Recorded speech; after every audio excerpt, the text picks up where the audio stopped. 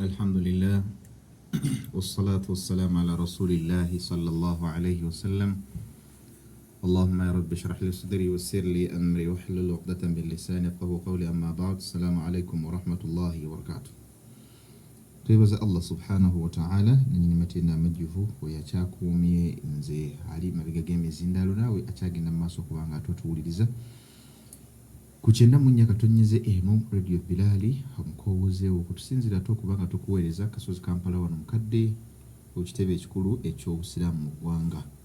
Nkwebaza gy'otusizzaako engalo naawe akyagikola. Nsaba Allah w'ekitiibwa tabarakahu wa ta'ala akwongere obusobozi ku gyo, ate naawe afunyemu obukosefukosefu bw'otyo naawe nsaba Allah w'ekitiibwa abeere nga bw'ati akutaasa akuwe okuwonyezebwa era akumalirewo obukosefukosefu obwo. Naawe afiiriddwa ne bannaffe Allah subhanahu wa ta'ala bajjuludde, tusaba Allah w'ekitiibwa abasseeko okusaasira kwe gye balaze naffe gye tusuubira akaseera konna okubanga tewali kuwannaanya tujja kubanga tubagoberera. Tusaba Allah subhanahu wa ta'ala abaddiremu bye baasobyanga abatonde, ate tusaba Allah w'ekitiibwa tabarakahu wa ta'ala atuzuukize yawma al-qiyama nabo bennyini nga tuli mu abo baali basimye emirimu gyabwe era bagenda okubanga bayingira ejjana. Ampuliriza omulungi amanya n'eddoboozi Umar Sulaiman Kasule program da'wa bwetyo tuba tuyingiddewo okulaba nga ate twejjukanya. Njagala oboolyawo olunaku olwaleero tuzzeemu kubanga ate tusisinkana. Njagala okwejjukiza effe bwe twali bulambalamba mu program eyitibwa manya obusika bwo program da'wa mu kanyomero ak'okumanya obusika. Ate tukomyewo nate insha Allah okulaba nga ate twongera okubanga tuyiga ebikwatagana ku ddiini yaffe y'Obuisiraamu ebingi ebyenjawulo ebitaggwaayo oboolyawo biidhnillah Allah kyanaaba tusobozezza okubanga ate tweyigiriza nakyo. Saawa nga zino zijja kubanga saawa 2 okutuusiza ddala saawa 4 olunaku lujja kuba lwakutaano biidhnillahi tabarakahu wa ta'ala.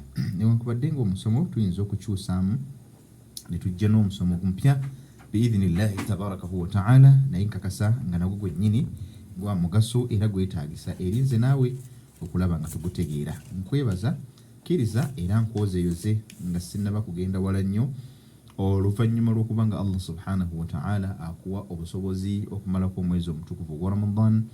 Tusaba Allah subhanahu wa ta'ala nga tumuwanjagira tumulaajanira abeere nga bw'atyo akkiriza okusiiba n'okulafuba n'okubadde mu mwezi ogwo emirimu gyonna emirungi egikoleddwa, emirimu gyonna egirafubaniddwa okubanga gituukibwako. Tusaba Allah w'ekitiibwa tabarakahu wa ta'ala agitusasulemu musera buli yenna asiibye Ramadan imanan wa ihtisaban ng'akakasa nti Allah subhanahu wa ta'ala ye yamulagira ate n'abanga bw'atyo agondera ekiragiro ky'omubaka Muhammad sallallahu alaihi wasallama n'enjigiriza ye n'agigoberera butereevu. Toli kuwannaanya nkuwa amawulire ag'essanyu nti mu maaso ga Allah tabarakahu wa ta'ala tofiiriddwa era ogenda kusinkana empeera yo mu bujjuvu nga Allah subhanahu wa ta'ala agikutegekedde.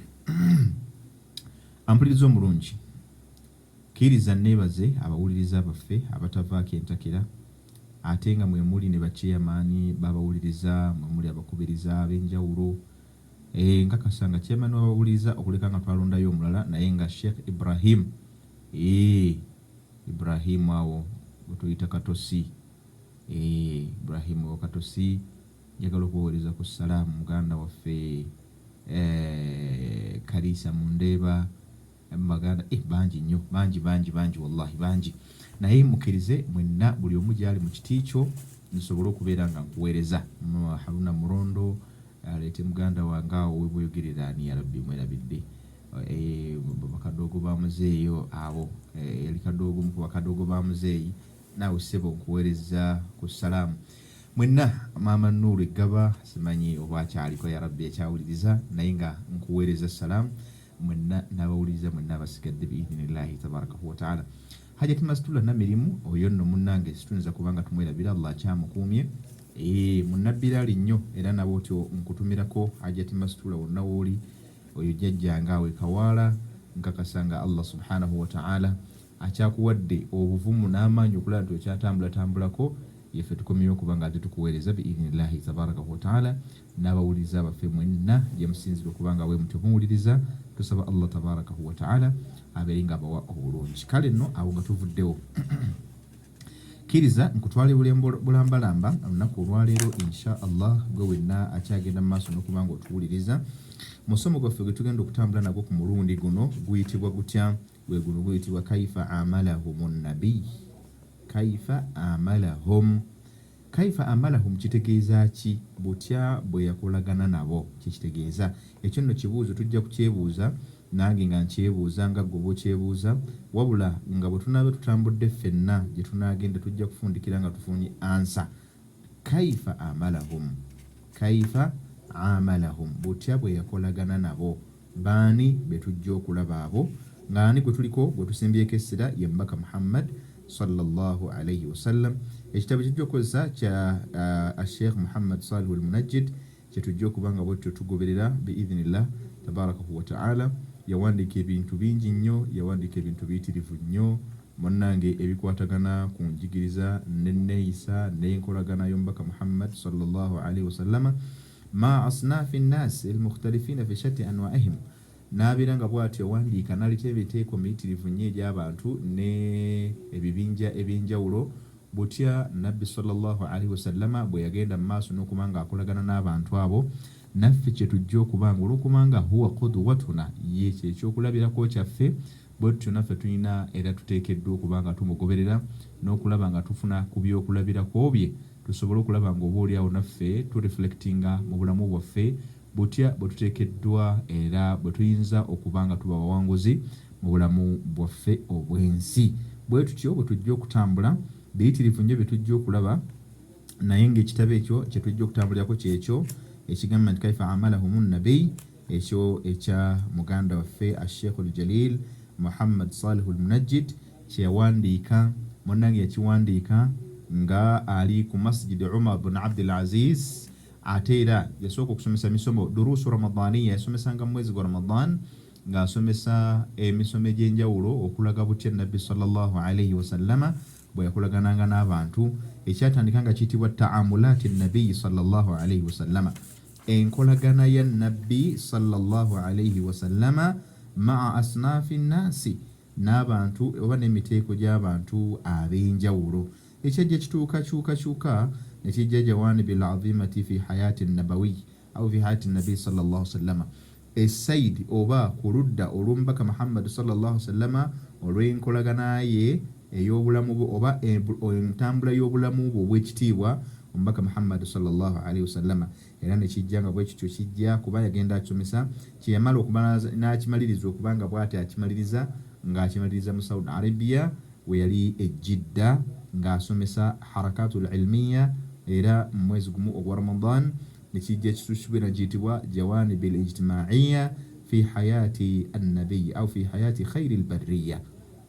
Agamba nti jawanibil ijtimaiya, enkolagana social life of the Prophet Muhammad sallallahu alayhi wasallama during his lifetime. Yes, mu kaseera ke ng'akyaliwo, with other people, his relation with the different kinds of people in the society. Ngeri ki sallallahu alayhi wasallama gye yakolagananga n'abantu ab'enjawulo mu societies ez'enjawulo mwe yawangaalira. Naffe nno bwe tutyo tujja kukirekayo biidhnillah, tujja kutambula nakyo tubeere nga bwe tutyo tugezaako okuzuula, twezuule mu bingi butya Nabbi sallallahu alayhi wasallama bwe yatambula mu bulamu bwe n'abantu ab'enjawulo. Allah subhanahu wa ta'ala bye yamusisinkanya obuwangazi bwonna bwe yawangaala mu duniya muno, nga naffe bwetyo bwe tujja okuba nga tutambula insha Allahu tabarakahu wa ta'ala. Kiriza nno bwe tutyo bwe tugenda ku mukaddima ogw'olunaku olwaleero, tujja kutandika nga tugamba tutya nti alhamdulillahi rabbil alamina wa ashhadu an la ilaha illa Allah wahdahu la sharika lah wa ashhadu anna Muhammadan abduhu wa rasuluhu sallallahu alayhi wa sallama tasliman.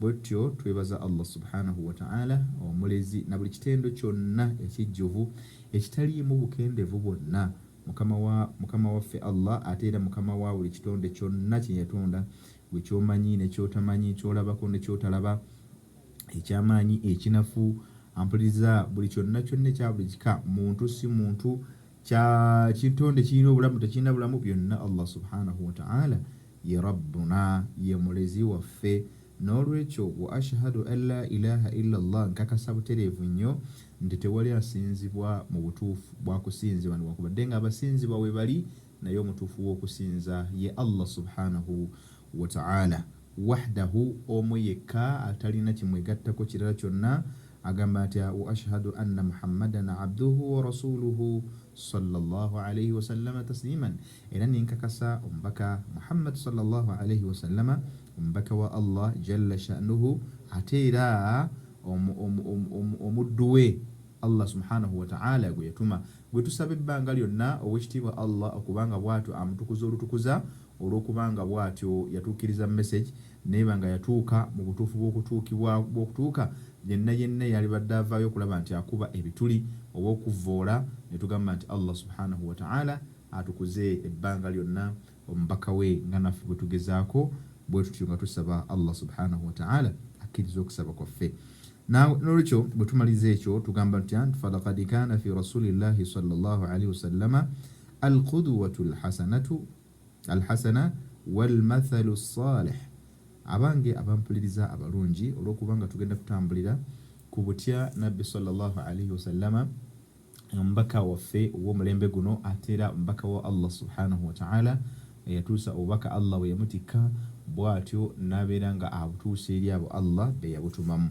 N'olwekyo batugamba nabbi sallallahu alayhi wasallama bwe tuba twetegereza entambula z'obulamu bwe abadde kyakulabirako ddala kirungi nnyo alqudwatu alhasana walmathalu salih era ekyokulabirako ekirungi ekisembayo kuba ekirungi ekyawaggulu bima manna Allahu bihi alayhi min alkhulqi mu ebyo Allah subhanahu wa ta'ala byeyamuwa mu byengera Allah byeyamuwa ebyenjawulo min alkhulqi mu mpisa Allah yawa nabbi w'empisa n'atuuka n'okumutenda wa innaka ala khuluqin azim Muhammad sallallahu alayhi wasallam Allah n'akakasa yakosa nuuni tawkid wallaamu tawkid wa innaka mazima ddala gwe Muhammadi la ala khuluqin azim mazima ddala Muhammadi oli ku mpisa ezisembayo okubanga ez'ekitiibwa engulumivu ezigulumizibwa ez'omuzinzi ez'ekika ekyawaggulu ez'amadaala agawaggulu byonna kitwale nga bw'oyagala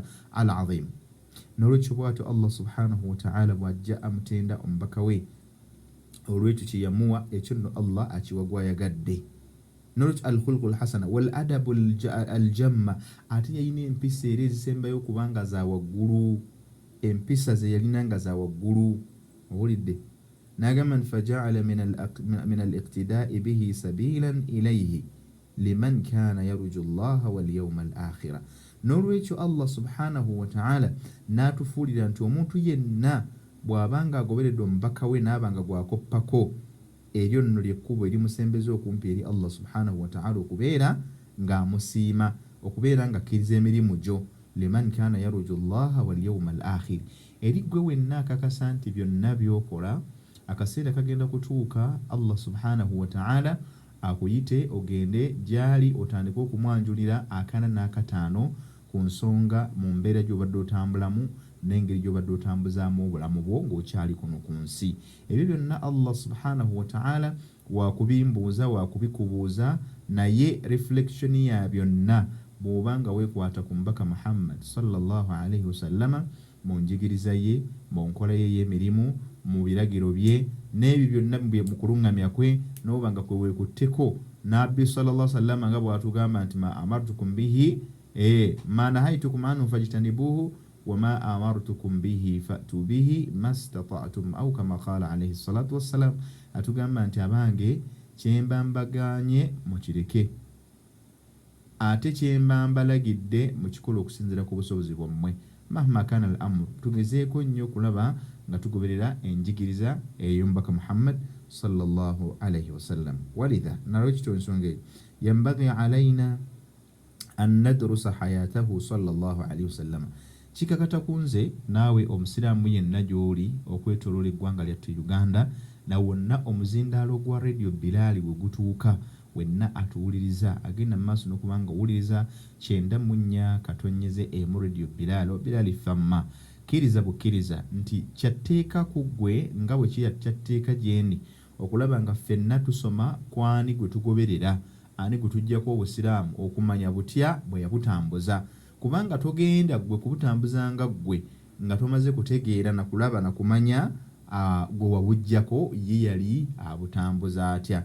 Eyo nno y'ensonga gye tugenda okusimbako essira mu musomo gwaffe guno ogw'olunaku olwaleero gwe tutandise ennaku z'omwezi 3 mwezi gwa Shawwal, ate ng'era ennaku z'omwezi 12 mwezi gwa April biidhinillah omwaka 1445 wamu n'omwaka ogukwatagana ne 2024 butereevu wetwo tujja okuba nga tutambula insha Allahu tabarakahu wa ta'ala. N'olwekyo n'okumanya wa kaifiyatu ta'amulihi ma'a sharaihi nnasi almutanawwi'a, kyatteeka nze naawe okumanya emiteeko gy'abantu ab'enjawulo nabbi sallallahu alayhi wasallama be yawangaala nabo butya bwe yakolagana nabo, kubanga egyo emiteeko gy'abantu wadde gyaliwo ku mulembe gwa nabbi tekitegeeza nti abantu abo baggwaayo nti ffe obulamu obwaffe bwe tuwangaala bulala. Nedda, obulamu bwe tuwangaala n'abantu b'emiteeko bye tulimu yeefaananyirizaako n'emiteeko egyaliwo ku mulembe gw'omubaka sallallahu alayhi wasallama. Bwe kiba nga bwe kityo bwe kiri, abaffe omuntu oyo okulagana nabo otya? Okugeza nja kukuwa, waliwo omusajja eyakolagana ne nabbi sallallahu alayhi wasallama, oba omusajja nabbi gwe yasinkana e Madina, ayitibwa Ubayy ibn Abdillah ibn Salul. Omusajja oyo yali amanyikiddwa nga ra'sul munafiqina, yali musajja munnanfuusi, era bye yatuusa obulabe bwe yatuusa ku busiraamu n'eddame lye yabutuusaako etegeerekeka bw'ogenda mu byafaayo. Naye omusajja oyo nabbi sallallahu alayhi wasallama tebwakyako nkya n'agamba nti va wendi genda, oba tosinkana n'abantu gundi, oba towangala n'abantu gundi, to the extent nti n'akasajja ako bwe kaafa akayitibwa Abdullah ibn Ubayy ibn Salul.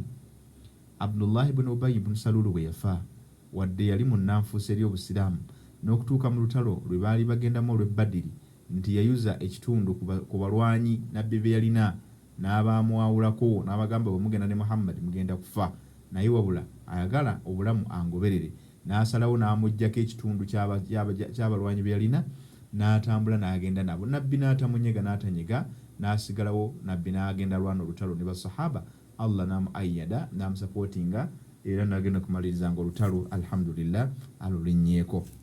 Kakati omusajja oyo Abdullah ibn Ubayy ibn Salul, ekiseera kyatuuka Allah yamuwangaaza n'awangala ne nabbi n'obunnanfuusi bwe ng'era ayagala obusiraamu tabwagalizaako kalungi, naye kikwewuunyisa nti bwe yali ava mu bulamu obw'ensi ng'afudde, bwe baanoonya kye bamuzingamu, omubaka sallallahu alayhi wasallama yakwata ejjubba n'agiwaayo bazingemu omusajja omuddu wa Allah. Gwali awo ampuliriza nange ali wano, gw'omanyi nti akukola obubi obukyamu, oba akulyazaamaanya, oba akukolera enkwe, opanga ofuna omulimu n'agenda n'akwogerako ebigambo eri n'abagamba bayo omubbi temujja munaamuwa omulimu, tajja kusobola kubeera ng'agutuukiriza, ajja kubalyazaamaanya n'akukonjera buli kimu kyonna ky'oyinza okwogerako, n'ogenda okujja eyabadde omulimu gubadde positive nti ogenda gufuna, ne bagamba munnange tugenza okutunula mu bitabo nga bajjudde, naye ojja kugezaako mwezi bwe guti, ne weewuunya naye ate nga munnaye gw'oli naye ate ye akusekerera busekereza gamba nti tugezeeko ewalala, naye nga yagenda akulemesa. Wo ku lusegere gw'olina bwe bukyenkya ng'omutegedde osobola okukola nga nabbi bwe yakola, n'omanya nti gundi ye munnanfuusi gwe mbadde ntambula naye tanjagaliza, yabadde ankonjera yandema empindi ku mabega, bwe bukyenkya nga Allah amugye mu nsi, osobola kati gwe si kuwaayo jjubbayo, osobola okukwata ensimbi n'ogenda ogula essanda ne bazingamu omuntu oyo. Buli omu kyebuuze, balil insana ala nafsihi basira, nze nsinga okwemanya ekindi mu mutima, naawe gwe osinga okwemanya ekikuli ku mutima, nga tebakukase ddala mu butuufu osobola okufuna omutima ogwo ogamba nti omuntu ono kamugulire essanda bamuziike, oba ogamba nti kaali nakannanfuusi sinza nakutoola wadde ekikumi kyange kiwaayo. Abamu bwetyo tuyinza okwogera, walillahi alhamdu wala qaddara Allah. N'olwekyo ekyo kinyagadde okuwaako nga example nga twebuuza nti kaifa amalahum nabiyyi, twebuuza butya nabbi sallallahu alayhi wasallam bwe yakolagana nabo, baani be tujja okutegeera ng'oyo gwe nkuwaddeko example y'omu ku bo. Naye wano tugambye ffe tugala okumanya jawadi mu iqtidaa'i bin nabi sallallahu alayhi wasallam wa kaifiyati ta'amulihi ma asharaihi nnas almutanawwi'a, okumanya butya nabbi sallallahu alayhi wasallam yakolagana n'abantu n'ebibinja ebyenjawulo okusinziira abantu mu society mwe yawangalira bwe baali beeyisa ab'enjawulo. Agamba atya liyatasanna lana al-iqtida bihi, kisobole okubanga munnaffe naffe tulongoosa okubeera nga tugoberera omubaka Muhammad sallallahu alaihi wasallam bishaklin ilmi, mu mbeera ey'okumanya ate nga sahihun, nga ntuufu ddala, mu kubeera nti tumugoberera nabbi sallallahu alaihi wasallam nti bw'atyo bwe yakola naffe ne tukola nga bwe yakola, era ne tukakasa nti tetulina we tukyamizza okusobola okulaba nga tufuna enkola ennungi oba oliawo n'emirimu egigenda okubanga ginaafuuka ensonga mu maaso g'ekitiibwa Allah subhanahu wa ta'ala okutuweesa empeera. Kkiriza agenda mu maaso n'okubeera ng'otuwuliriza. Inna kathiran minan nas, mazima ddala abantu bayitirivu nnyo muffe naawe gwe ampuliriza. Bagamba batya yarumuuna al-iqtidaa bin-nabiyyi sallallahu alaihi wasallam. Ebiseera ebisinga munnange tebatunula nnyo mu nkolagana ya nabbi butya bwe yakolagana n'abantu. Abantu abasinga obungi bakisuula, bakiraba kyamuli, bakiraba eri, basindika eri, basindiikiriza busindiikiriza, tebaagala kumanya. Walakin naye bighayri ilmin, abasinga obungi tubatwala nti balina kye bamanyi. Kuba omuntu bw'oba tomanyi ebyo by'oteekeddwa okuba ng'okola, obanga kale otwalibwa olabibwanga omumanyi, naye ng'oba oli awo by'omanyi ate obuyinza okuba nga tewabitegeera biidhnillahi, nakyo kisoboka. N'olwekyo fayufsiduuna, ne basobola okuba nga bwe batyo boonoona, wala yuslihuuna, ne balimu okulongoosa. Olwaki? Olw'okuba nti tebaagala kubanga batunula mu bintu ebyo nabbi sallallahu alaihi wasallam bye yakolanga mu mbeera z'obulamu bwe butya bwe yawangaala, oba kijja kusobozesa ggwe nange okulaba nga tutambula mu ntambula esingira ddala okuba nga nnungi. Lidha, n'olw'ensonga eyo, fakad hawalna fi hadha alkitab, nannyini kitabo kino bw'atyo bw'ategeeza nti ye yagezaako nnyo mu kitabo kino tatabbu'i muamalaati nabi sallallahu alaihi wasallam ma asnaafi nnas, yagezaako nnyo okulaba nga bw'atyo agoberera nnyo enkolagana ya nabbi sallallahu alaihi wasallama n'emiteeko egy'enjawulo egy'abantu. Wajamaa al ahadithi fi dhalika, n'okukuŋŋaanya obujulizi mu bigambo bye alaihi salatu wassalamu ku nsonga eyo, litakuuna nibrasan lilmutaqaddimina wa hujjatan lilmustayqinina. Allah akbar. Kisobole okubeera munnange ekitangaala, emmuliso eri buli yenna Allah subhanahu wa ta'ala gwaba ataddewo gwe olunaku olwaleero nabannaffe bali bennyini abaakulembera. Gwe almustayqinina ffe fannyini abaliwo gwawulira, ate era ne bali bannaffe abaayita munnange kibeere kitya nebrasa lilmutaqaddimina, kitangaala kyabali kye batumulisa ffe bali abaakulembera, ate nga hujjatan lilmustayqinina, nga kijja kuba nsonga gy'ojja okuba ng'oyimirirako osinziirako ku lunaku lw'enkomerero gwe wenna aliwo awuliriza. Bwe kinaabanga oba okyekutteko osobola okutuuka mu maaso ga Allah subhanahu wa ta'ala, imma hujjatan laka au hujjatun alayka, eitha okubanga kijja kuba kyakwekwasa kyoba nsonga gy'ojja okuyimirirako gwe ku lulo ng'ejja kutaasa, oba okubanga nsonga egenda okubanga ekunnyika ku lunaku lw'enkomerero. Lambutuufu alam ya'tikum nadhir, abange temwafuna mutiisa? Temwafuna mutiisa? Teyajja, teyabannyonnyola kiki kyetaagisa kukolebwa, teyabategeeza nsonga ki? Gwe kennyini n'okakasa nti ambutuufu amazima amatuufu nali ntudde essaawa zaali bwe ziti, lunaku bwali bwe ruti, nga ndi awo ku leediyo ensonga zonna ne zoogerwa, lwakuba nze nali sizissaako mulaka, nali sissaawo bizo birowoozo, nabitwala ng'ebyokusaagirira. Nga bulaba omuntu asobola okwewako obujulizi mu mbeera yonna. N'olwekyo ne wano bwe kityo bwe kisobola okubeera singa omuntu abeera tafuddeeyo ku bigambo bino okubitwala nga ensonga. Nsaba okkirize ggwe we naagenda mu maaso n'okubeera nga ate tuwuliriza. Ekitabo kino kyayawulwamu emiryango egy'enjawulo, era gye tujja okugenda nga tutunulako, nkugambye okusookera ddala tuli ku kye bayita entandikwa. Entandikwa kye ki? Kye tuyita al-muqaddima, introduction. So ekitabo kino kyatemwamu emiteeko, emiryango giri emiryango, yes, emiryango giri 6. Seje ekitabo kiri eri kyemumanyi ekyamawulire kyetera okusoma abakisoma nedda, naye gino emiryango 6 zita abwaabu. So babul awwal omulyango ogusooka tujja kubanga tulaba qudratul alamina, ebyokulabirako by'ebitonde byonna. Qudratu al alamina gwe mulyango gwe tujja okutandikirako. Bwe tunaamala ate tugende mu mulyango ogwokubiri, guno bajja kuba guyita batya? Taamulu nabiyi sallallahu alayhi wasallama maa ahlihi wa aqaribihi wa man hawlahu. Taamulu nabiyi sallallahu alayhi wasallama maa ahlihi wa aqaribihi wa man hawlahu. Nabbi sallallahu alayhi wasallama tujja kulaba butya bwe yakolagana n'abantu be, famire ye ne mukyala we n'abaana be, wa aqaribihi n'ab'eŋŋanda ze, wa man hawlahu n'abo abamwetoolodde be baneiba baani oba abamuli okumpi lusegere lwe be baani. Tujja kubalaba natulabe ngeri ki Nabbi sallallahu alayhi wasallama yagenda mu maaso n'okubanga akolagana n'abantu abafaanako bwe batyo. Omuteeka ob'omulyango ogwokusatu tujja kulaba ekiyitibwa taamulu nabiyi sallallahu alayhi wasallama maa sharaihi ijtimaiya makhsuusa. Tujja kulaba emiteeko gy'abantu ab'enjawulo egyeyawulidde, abantu ab'enjawulo, ebibinja eby'enjawulo mu bantu bw'otya Nabbi sallallahu alayhi wasallama bwe yagenda akolagana nabo. Nga bwe nolaba olwaleero nti tulina abayimbi, eyo sekita eri mu society. Tulina abatontomi, abo nabo sekita ebeeraawo. Ne tubeera nti bakhutaba nabo sekita n'ebeeraawo. Tulina baani ba imaamu, tulina baani ba district athlete, tulina baani mu mitendera gyabwe, tulina ba chairman b'ebyalo, tulina ba MPs. Kaifa kana taamulihi ma asnafi nnas ala mukhtalafi anha'i alami ala alkhas. Butya bwe yakolagana n'abantu okuva mu bitundu eby'enjawulo eby'ensi nga beeyawulidde mu miteeko gyabwe. Bwe tuvaawo nno gwe nampuliriza tukyatolontoka nno tujja kugendera ddala tulabe omulyango gujja kuba gwakuna oguyitibwa taamulu nabiyi sallallahu alayhi wasallama maa sharaiha da'awiyatin makhsuusa.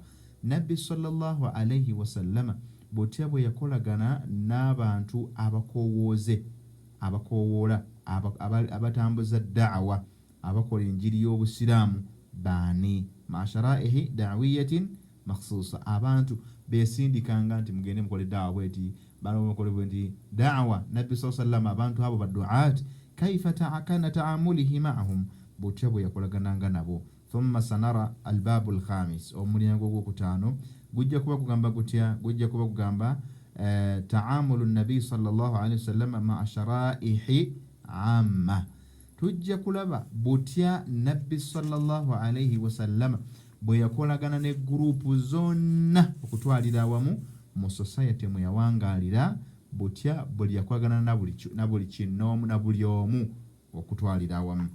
Then tujja kusemberayo omulyango Allah gw'anaaba tusobosezza bwe tuliba tutuuseeyo. Omulyango gujja kuba guyita gwe mulyango gw'omukaaga guyitibwa taamulu nabiyi sallallahu alayhi wasallama maa ghairi albashari. Nabbi sallallahu alayhi wasallama abatali bantu yakolagananga nabo atya? Kuba tumanyi bulungi nti olwaleero shariya gye tugoberera eyanze naawe gye tugoberera ye shariya ey'obusiraamu. Allah subhanahu wa ta'ala atutegeeza mu Qur'ani n'atugamba atya nti wama khalaqtu ljinna wal insa illa liya'budun, abange saatonda mageege, saatonda majinni nammwe abantu, okujjako ekigendererwa kiri kimu kyakubanga bwe tutyo tusinza Allah subhanahu wa ta'ala. Bwe kibanga ensonga bwetyo, nabbi ffe tulaba engeri gye yakolagananga ne basahaba abaffe bwe kituuka ku majinni ge tumanyi obulungi nabo Allah yagalaalikako bye yatulaalikako. Kati ate go kaifa kana taamulihi bainaha wa baina nabiyi sallallahu alayhi wasallama maa kaunihi ikhtilaafi aljinsi bainahum. Ate nga tetusuddeyo mulaka oba gwa nagamba, kubanga tulabira ddala nti wakati wa nabbi sallallahu alayhi wasallama butuufu bugenda okwetegereza wakati waabwe mbiriri amajinni ne nabbi waliwo alfarq kabirun bainahu wa bainaha tamaman, waliwo enjawulo nnene nnyo. Enjawulo etya ti nabbi sallallahu alayhi wasallama bugenda omwetegereza reesi ye endala. When you look at him is a human being, ye muntu alabikako ddala, owulidde. Naye ate bw'olaba amajinni, the unseen creatures of Allah subhanahu wa ta'ala, who are also entitled to the same sharia, to the same laws, ate nga nago gennyini galalikibwako amateeka ge gamu. Now how did the Prophet ﷺ deal with the devils? Nabbi sallallahu alayhi wa sallama amajinni, the jinns or the jinnah, how did he deal with them? How did he convey the message to them? Butya Nabbi sallallahu alayhi wa sallama bwe yatuusa message eri abantu abo, eri ebitonde ebyo ebya Allah subhanahu wa ta'ala. Mujja kutukkiriza abaddu ba Allah abalongoofu abagenda mu maaso n'okubanga mutuwuliriza, tugenda kuwummulamu katono insha Allah tabarakahu wa ta'ala, ate tugenda kudda n'ekitundu kyaffe ekyokubiri biidhnillahi tabarakahu wa ta'ala wa bi'awnihi. Mukkirize twetololemu ensonga ya mawulire bwe ganaaba gawedde, ate butereevu tubeere nga tukomawo ku kitundu kyaffe ekyokubiri biidhnillah. Barakallahu fikum, jazakumullahu khaira, wassalamu alaikum wa rahmatullahi ta'ala wa barakatuh.